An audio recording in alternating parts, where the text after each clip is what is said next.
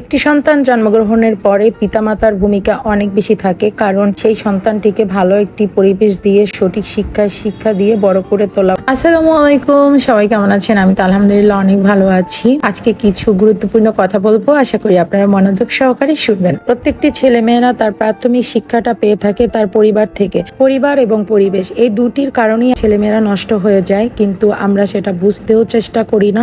উল্টো সন্তানটি নষ্ট হওয়ার জন্য সন্তানটিকে দায়ভুক্ত করি। কিন্তু ছোটবেলা থেকেই একটা সন্তান তার বাবা মা, আত্মীয় স্বজন, পরিবার পরিজনের সকলকে অনুকরণ করেই কিন্তু বড় হয়ে থাকে। যে আচরণগুলো দেখে দেখে সে অভ্যস্ত, সেই পরিবেশ থেকে যদি আপনি তাকে ভালো পরিবেশেও নিয়ে যান, তাহলেও কিন্তু সে কোনো দিনও আপনার পরিবেশের মতো হতে পারবে না, আরো উল্টে আপনার পরিবেশটাকে নষ্ট করে ফেলবে। সকল বাবা মাকে একটা কথাই বলতে চাই, আপনার সন্তানকে ভালোবেসে শাসন করে মানুষ করুন। একদম ভালোবেসে ছেড়েও দিবেন না, আর অতিরিক্ত শাসনও দিবেন না। যাই হোক, আমার এই কথাগুলি আপনাদের কেমন লেগেছে অবশ্যই কমেন্ট করবেন। আর এইগুলি হচ্ছে আজকে আমার দুপুরের রান্না। আজ আমি দুপুরে এগুলি রান্না করলাম।